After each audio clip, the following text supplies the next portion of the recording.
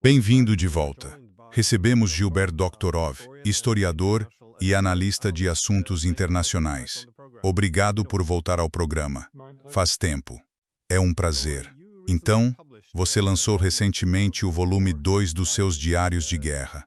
Pelo que entendo, ainda não tive tempo de ler tudo. Trata-se em grande parte do período em que a guerra entre Rússia e Ucrânia deixou de ser apenas um conflito bilateral e passou a ser, de forma mais clara, uma guerra por procuração entre a Europa e a Rússia. Pode falar um pouco sobre seu novo livro e esse período? Certo. Certo. Usarei o plural aqui porque o volume 3 de 2025 provavelmente sai entre 6 e 8 semanas, dependendo da velocidade da empresa de produção no Arizona que está fazendo a diagramação. O ano de 2024 foi, como você disse, e como descrevo no livro, um período de transição de uma operação militar especial para uma guerra com o Ocidente coletivo, não só com a Europa, mas também com os Estados Unidos, e com uma nova doutrina nuclear de Raoult, publicada no final de novembro de 2024, que foi o culminar de advertências ao Ocidente iniciadas já em março e abril daquele ano, em resultado das ações no terreno, sobretudo das novas ameaças à segurança russa vindas da Europa e dos Estados Unidos na forma de mísseis de longo alcance que estavam sendo instalados pelos alemães, já de alcance médio, digamos mísseis de cerca de 300 quilômetros, que tinham sido fornecidos pelos britânicos e pelos franceses sob um míssil chamado Scalp, em francês, e o Shadow, não me lembro exatamente, era o Storm Shadow britânico. Esses mísseis tinham sido fornecidos e foram mais ou menos neutralizados pelos russos. Eles aprenderam a lidar com eles. Mas mísseis de maior alcance foram oferecidos pelos Estados Unidos e, em particular, pela Alemanha. Trata-se do míssil Taurus. E já em março de 2024, os russos interceptaram e publicaram conversas entre altos oficiais da Força Aérea da Alemanha, discutindo como contornar a proibição do chanceler Scholz de fornecer tais armas à Ucrânia. E nessa conversa havia a intenção de usar o míssil Taurus para destruir a ponte de Kerch, essa obra-prima da engenharia que ligou o território continental da Rússia à península da Crimeia. Isso foi escandaloso e provocou uma onda de reavaliação na Rússia sobre quais eram suas ameaças à segurança. E, no fim, na revisão da estratégia nuclear divulgada em novembro, todas essas peças se juntaram.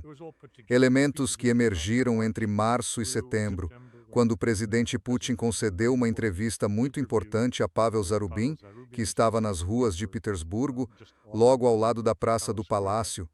Os princípios foram expostos passo a passo e culminaram numa doutrina nuclear que reduziu seriamente o limiar para o uso de armas nucleares pela Rússia contra aqueles que estivessem equipando a Ucrânia com armas de longo alcance, mísseis de longo alcance e as fontes de produção. Portanto, isso foi muito. E também a percepção sobre a ameaça nuclear ou a ameaça estratégica Rússia mudou. Por décadas, ela se baseou em mísseis balísticos intercontinentais, que eram a questão central nos tratados de limitação de armas estratégicas. Agora, os russos viam como a maior ameaça estratégica a si mesmos os mísseis de médio alcance que os Estados Unidos já haviam concordado, sob Biden, em instalar na Alemanha durante este ano de 2027. Assim, eles adotaram, ou revisaram, suas doutrinas estratégicas em torno dessa nova realidade. E usou discorda. Isso é, a meu ver, o ponto-chave que torna o que descrevo para 2025 diferente do volume 1, que cobriu 2022 e 2023. Também, claro, a minha vida mudou em 2024, quando comecei a fazer entrevistas quase diárias. Os indianos foram os primeiros a me incorporar nessa rotina muito intensa de acompanhar notícias de última hora, o que me forçou a me inteirar de assuntos que, de outra forma, European Union poderia ter ignorado de semana para semana. Foi o caso numa entrevista do volume 1.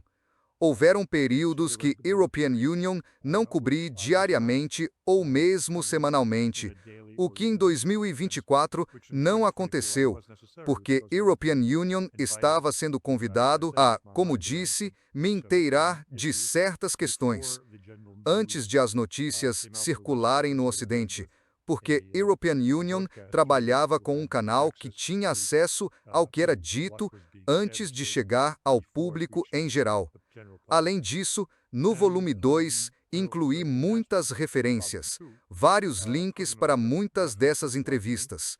Não sobrecarreguei com todas as transcrições porque o volume ficaria enorme, mas coloquei algumas, só para dar ao leitor uma ideia de como são essas discussões, como a que estamos tendo agora. E European Union as chamo de discussões em vez de entrevistas, porque, neste caso e em um ou dois outros, o anfitrião da plataforma, como você, participa ativamente da conversa. Essa é a característica do volume 2. O volume 3 será diferente do volume 2. Não vou me alongar, mas 2025 foi o ano de Trump. E toda a atenção, a natureza do que European Union cobria, mudou do que acontecia no campo de batalha ou de como outros analistas avaliavam isso, para a avaliação do curso das negociações. São realmente substanciais ou são apenas conversa fiada? Essas questões passaram a dominar todos os comentários em 2025. Pronto está aí. Tisso discussão Jayate.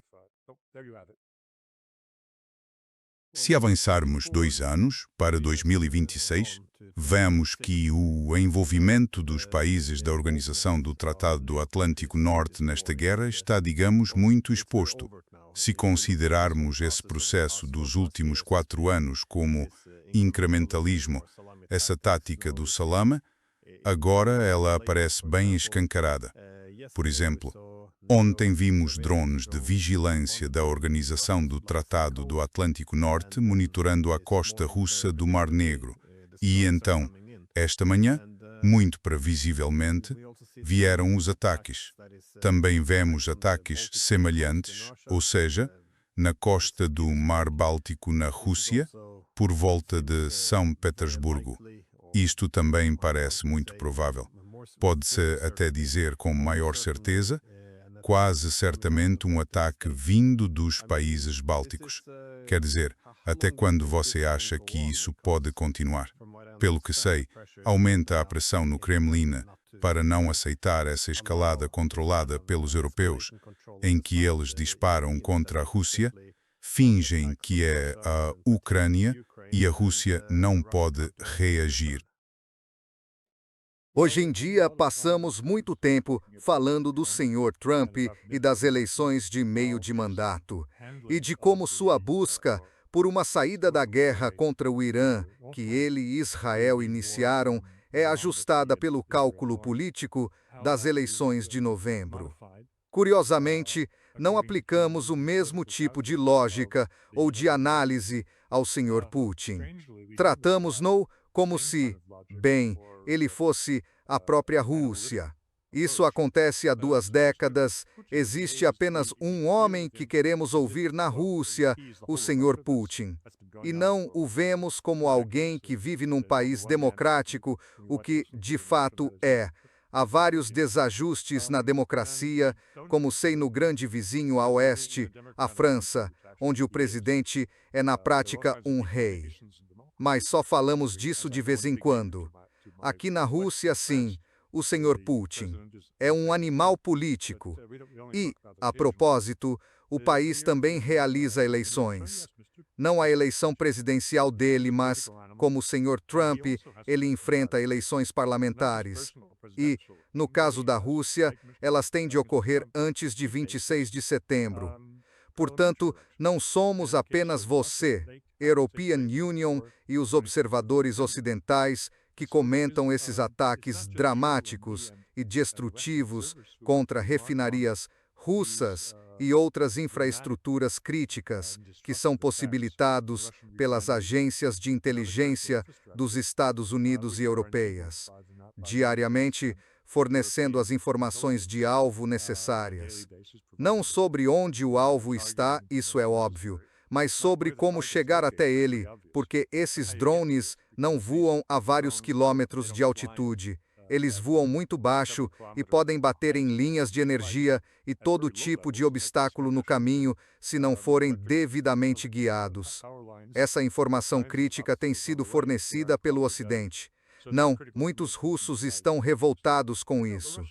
E, embora a European Union concorde totalmente com colegas que dizem vejam como Putin é popular, agora com 70% de aprovação, caiu de 80%, isso realmente não muda muito. Mas eles não falam sobre a política partidária na Rússia. Eles não comentam o colapso do apoio à Rússia Unida, que tradicionalmente, há décadas, tinha cerca de 30% do eleitorado contra cerca de 20% ou 18% para o Partido Comunista e talvez 12% para o partido do ultradireitista Zhirinovsky.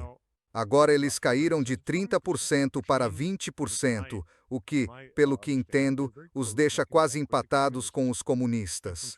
E, partindo de 20%, é bem difícil chegar a 51%, mesmo usando artifícios na forma de designar vencedores nos distritos, por listas partidárias ou por nomes de candidatos. Portanto, as eleições de setembro não dão como certo o apoio às políticas do Sr. Putin. Ao contrário, serão muito disputadas e vamos ver quem vence. Como digo, precisamos aplicar à Rússia as mesmas técnicas analíticas que usamos para examinar o que acontece na França e nos Estados Unidos.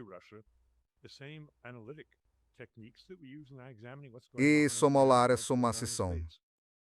Mas, por alguma razão estranha, aqueles de nós que admiram a Rússia do Sr. Putin se recusam a reconhecer que se trata de uma democracia. Certo. Mas como você acha que, se essa pressão aumentar tanto que a Rússia precise responder, isso poderia, digamos, se manifestar? Porque ouvi falar agora sobre a Rússia invadindo os países bálticos. Isso parece muito improvável. Não tenho certeza do que exatamente fariam lá. Parece mais provável que a Rússia tenda a algo similar ao que os europeus estão fazendo. Esse tipo de ataques à Rússia com negação plausível. Mas, claro, os russos não têm um estado fantoche de onde atacar. Então, como você acha que os russos abordariam isso, se decidissem cruzar essa linha e começar a atacar, de forma que saibam de onde vem o ataque, mas com, novamente, negação plausível? A European Union não vejo motivo para negação plausível. O que eles estariam contra-atacando é por qualquer medida internacional. Isso provoca beligerância. Se os estonianos, os letões e os lituanos permitirem que drones ucranianos sobrevoem seus territórios e ataquem os portos russos do Báltico, isso vira guerra. Não vejo por que teriam de procurar um Estado interposto ou um pretexto. Se eles querem ser uma potência mundial, o que eles querem, não no sentido de projetar poder militar por todo o globo, mas pelo menos na sua região, pelo menos na Eurásia, então não há razão para serem apologéticos. Na verdade, exige-se que afirmem seus direitos, como nós discutimos, e como você, teórico nessa área da dissuasão, deixou muito claro, ou se United States, ou se perde. E há muita gente, claro, o infante terrível do pensamento geopolítico russo é Sergei Karaganov, Há 2 anos e meio ele deixou claro que a Rússia tem de agir, e ele desenvolveu isso em suas declarações publicadas mais recentes, mas sempre com a ideia central de que a Rússia não pode simplesmente tolerar essas transgressões às suas linhas vermelhas, ficar só falando sobre isso ou responder de formas totalmente inadequadas diante do dano que lhe foi causado.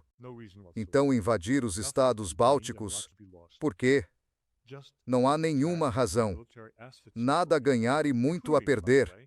Basta atacar os ativos militares nos estados bálticos, inclusive a base militar alemã. Acho que fica na Lituânia.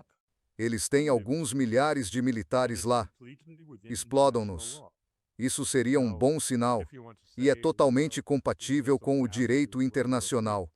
Agora, se alguém diz, isso não nos leva à Terceira Guerra Mundial, European Union, me apoio num colega pouco ouvido entre os comentaristas, Paul Craig Roberts, que vinha dizendo, e em parte com quem European Union concordo, que esse tipo de virar a outra face está nos levando exatamente na direção oposta àquela que a prudência sugeriria. Está nos levando, ou para a derrubada dos poderes existentes dentro do Kremlin, e um contra-ataque violento que poderia de fato ser a Terceira Guerra Mundial. Ou o Sr. Putin segue os conselhos de muitos à sua volta e não fica só falando, mas efetivamente, United States ação militar contra países da Organização do Tratado do Atlântico Norte de maneira muito seletiva e juridicamente justificada. Acho que é um bom ponto. As pessoas frequentemente veem essa retaliação como perigosa porque nos empurra rumo à Terceira Guerra Mundial, o que não está totalmente errado, mas há também o dilema do fracasso em manter a dissuasão. Quero dizer, quando ouço a mídia e os políticos por toda a Europa, a lógica é, de certa forma, que se alguém acha que a Rússia tem qualquer direito de retaliar, então está espalhando propaganda russa. Mas isso é uma autodelusão muito perigosa. Essa ideia de que podemos continuar atacando a Rússia e, de alguma forma, ela nunca responderia. Quer dizer, essa recusa a reconhecer que a Rússia deva ter qualquer poder de dissuasão. Isso nos leva por um caminho muito estranho e fico feliz que você tenha mencionado a Alemanha porque ela parece, em grande medida, estar na vanguarda dessa nova mentalidade estranha em que, basicamente, é uma construção social. Se dissermos que a Rússia tem o direito de retaliar, então ela o tem, contanto que todos finjamos que isto é completamente legítimo, que estamos apenas ajudando a Ucrânia, e que não há motivo para nos preocuparmos com a retaliação russa. Serve para iludir nosso próprio público, mas não enganamos os russos. Eles sabem o que está acontecendo. Qual é o papel da Alemanha nisso? Porque o chanceler Merz continua despencando nas pesquisas, claro, mas as políticas, no entanto, continuam como em toda a Europa. Ou seja, Merz tem o sonho de construir a maior força militar da Europa. Ele não esconde o desejo de escalar a guerra contra a Rússia. Ele preside uma economia em processo de desindustrialização. Ele quer purgar a oposição política. Como o European Union disse, sua popularidade está em queda. Para onde você acha que isso está levando os alemães?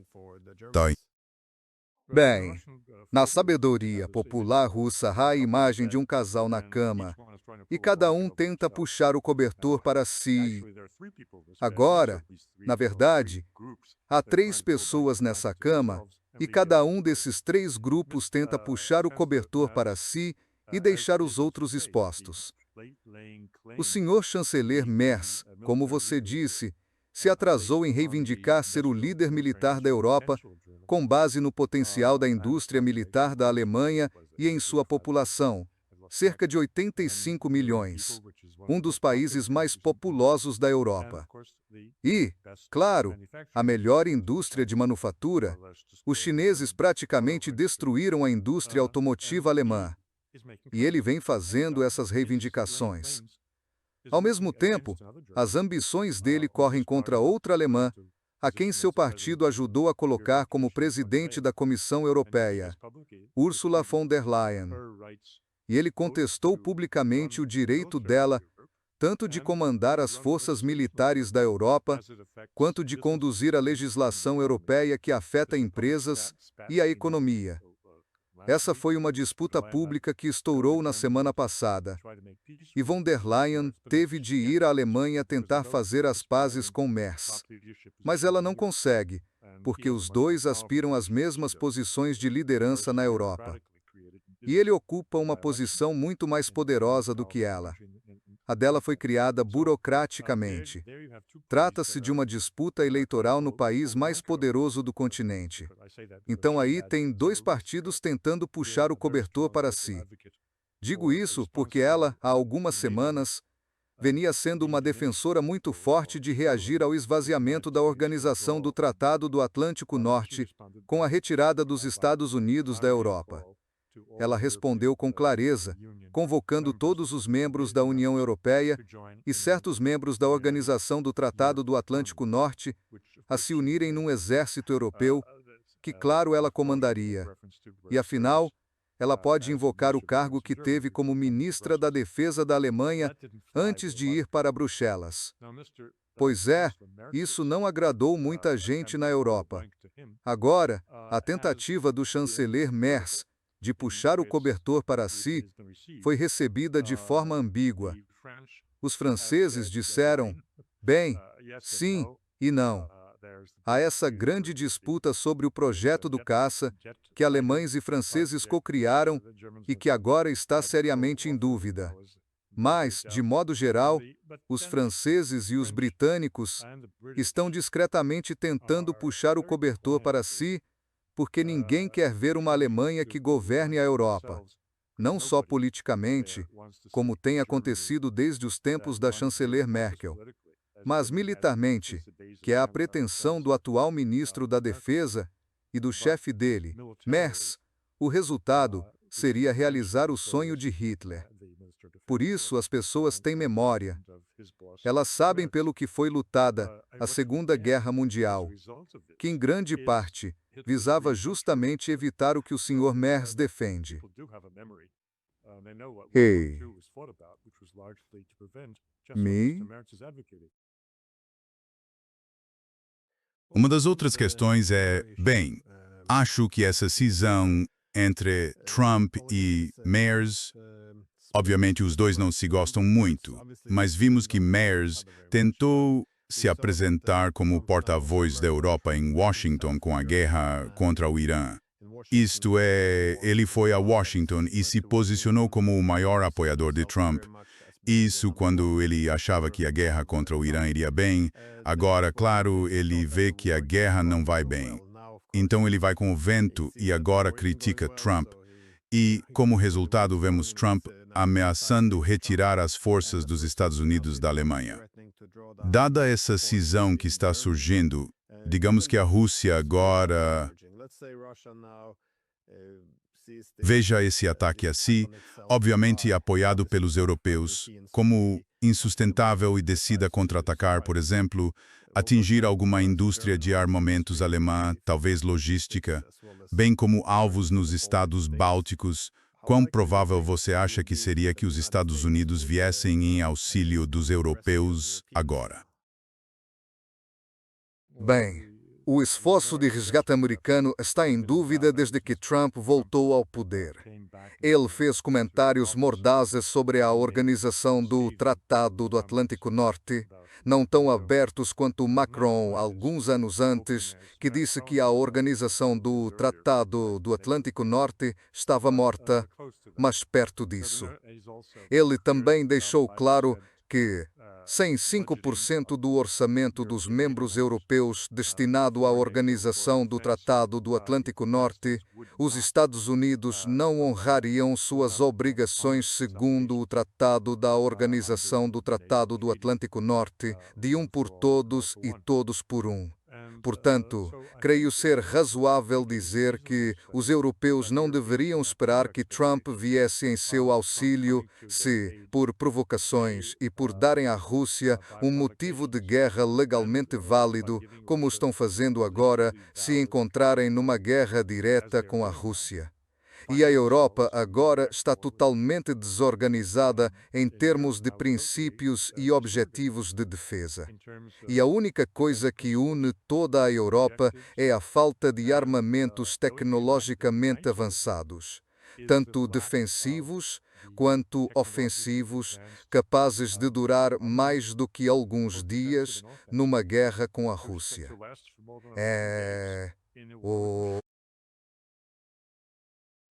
A notícia mais recente é que o Reino Unido lidera um grupo de 10 países europeus que vão criar uma aliança naval contra a Rússia.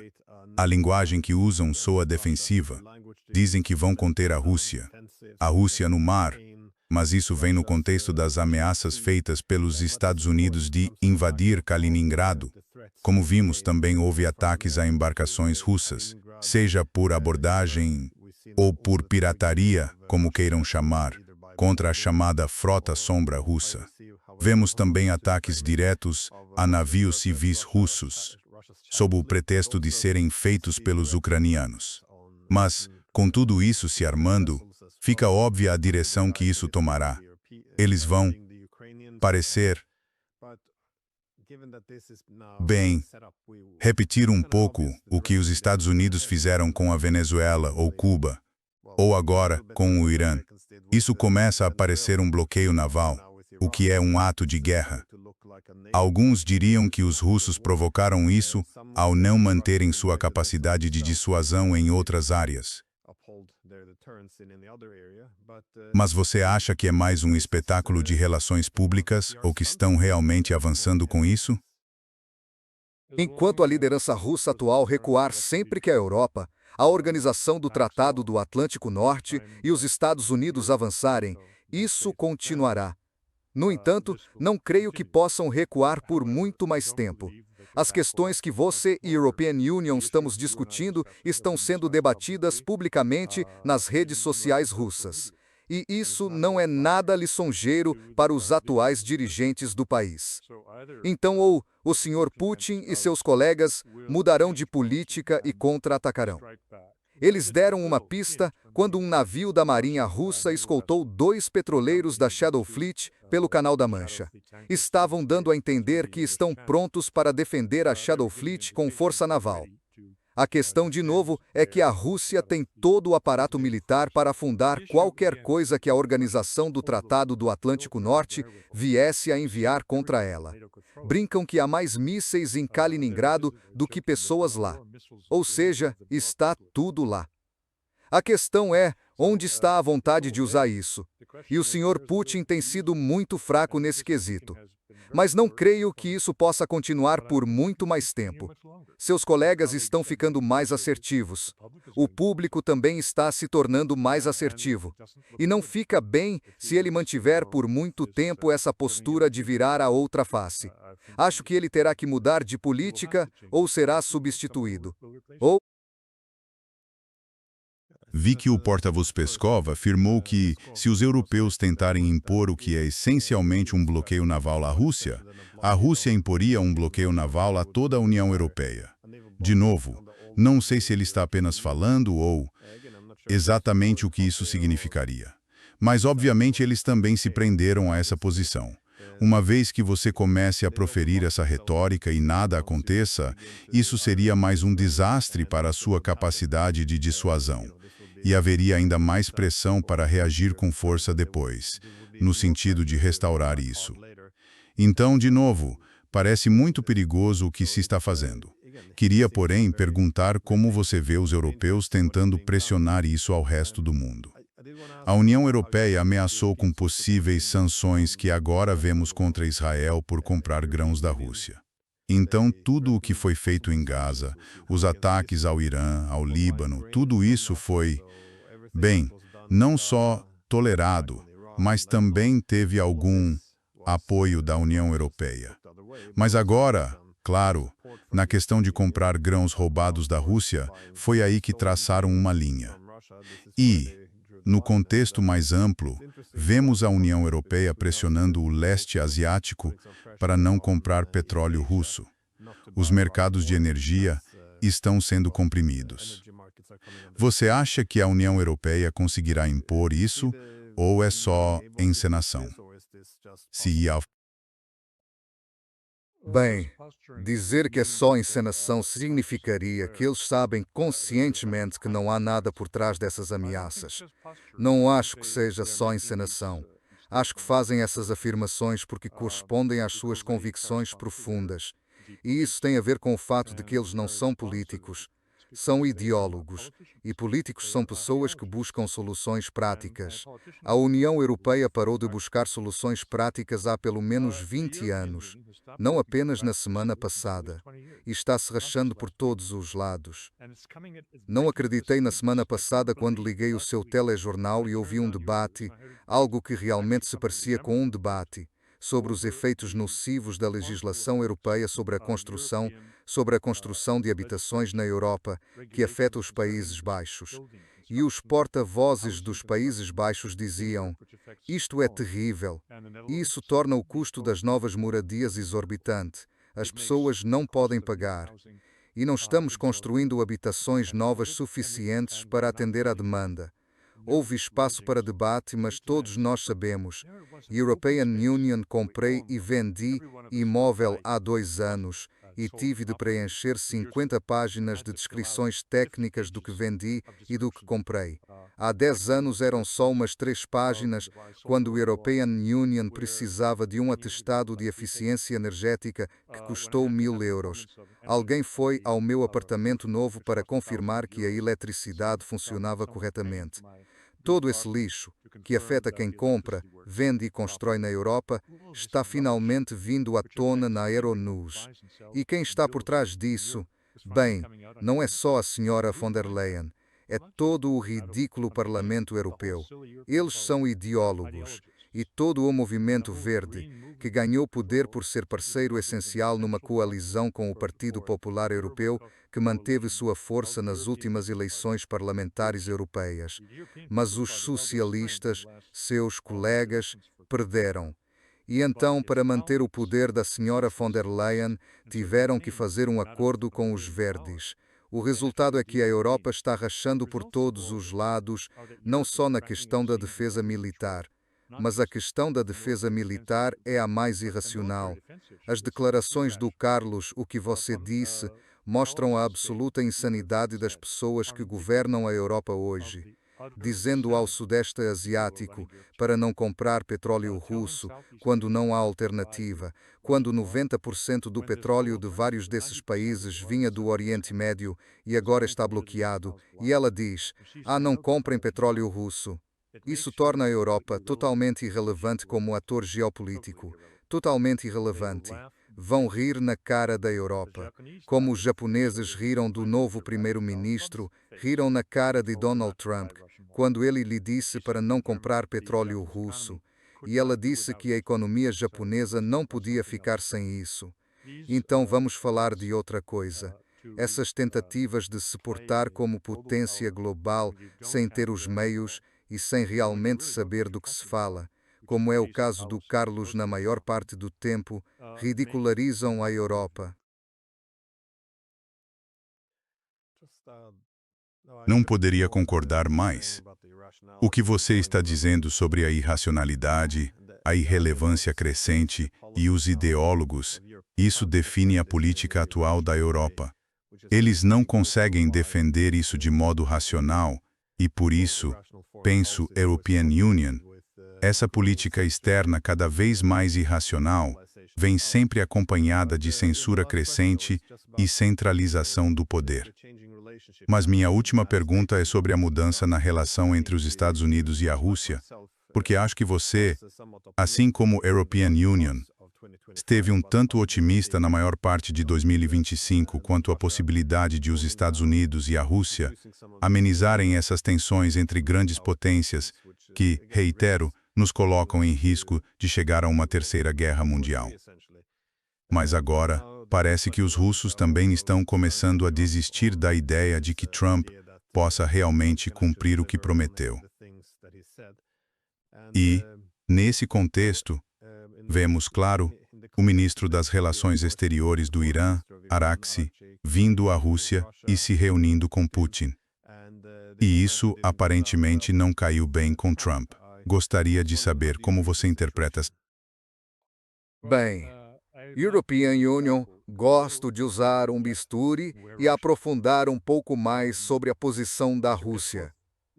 O Sr. Kaskov é o porta-voz do Sr. Putin, mas ao redor dele, ao redor de Putin, há liberais e conservadores. Os liberais são, em geral, uma minoria muito pequena, pois são remanescentes dos tempos de Yeltsin.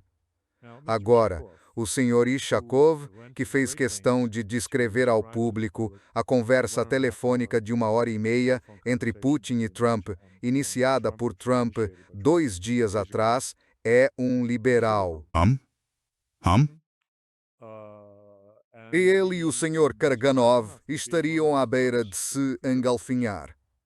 Vamos deixar isso claro.